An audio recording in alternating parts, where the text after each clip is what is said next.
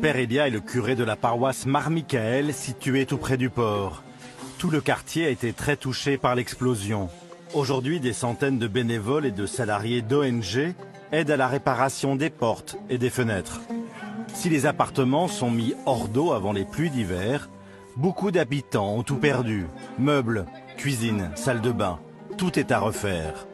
Beaucoup ne peuvent encore retourner habiter chez eux. Le père Elia, lui, coordonne les travaux.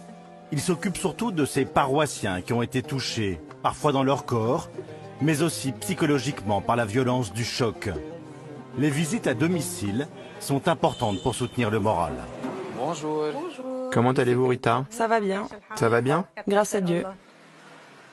Les fenêtres de tout l'appartement ont été complètement détruites. Il n'y avait plus rien. Tout? Il n'y avait plus le contour des fenêtres. La pose des vitres n'est pas encore finie? Non, pas encore, car les huisseries en bois ne sont pas terminées. La rentrée scolaire approche pour beaucoup de familles. Oui, Et vous ne pouvez plus vous permettre d'avoir du retard. nous avons reçu un message comme quoi l'école commence le 1er octobre. Charbel ayant des troubles d'apprentissage, il ne peut pas suivre des cours en ligne. Mais il reste à faire la peinture, Les peintures, les portes, le carrelage, plein de choses. il faut enlever tout ça? Tout, tout. Nous ne pouvons rien jeter pour le moment, car il suffit d'avoir besoin d'un petit morceau de bois pour réparer la porte. Par exemple, ils nous ont dit que cette porte était réparable. Si nous la jetons, nous causerons des frais supplémentaires, et c'est bien dommage.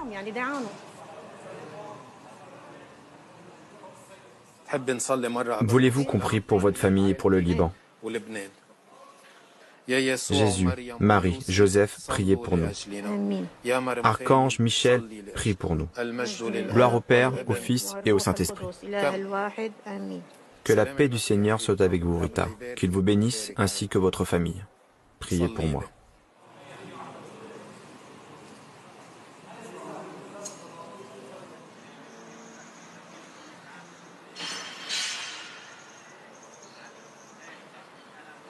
Les chrétiens, cette explosion était très dure pour eux, parce que c'est une zone plutôt chrétienne ici. La terreur qu'elle a mis dans leur cœur et le désespoir est peut-être équivalent en 30 secondes à 30 ans de guerre. Comme dégâts moraux, c'était trop dur. Dès le lendemain de l'explosion, les rues étaient pleines des volontiers. Les rues, les maisons, les appartements, il y avait de toutes, même de toutes les confessions qui sont venues, de Tripoli, de tout le Liban. Ils s'étaient ici à travailler, à distribuer de la nourriture à tout le monde. Donc, c'était excellent. À ce niveau-là, non, cela nous a donné espoir. La vie est plus forte que la mort. Mais la vie est l'amour. L'amour est plus fort que la mort. Et moi, on ne peut pas vaincre ce mal pur qui a eu lieu que par l'amour, Sinon, on reste dans nos tombeaux. Moi, je ne veux pas rester dans le tombeau.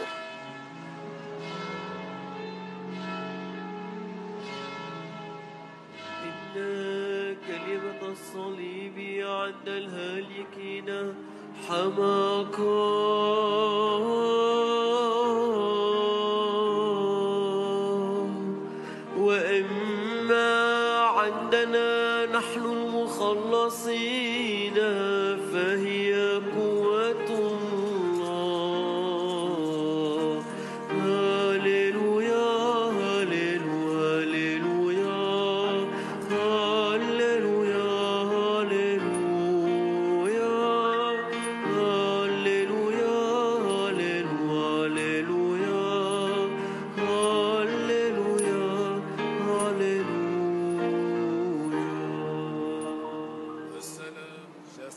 Quand je pense à l'avenir, je pense à Saint-Pierre.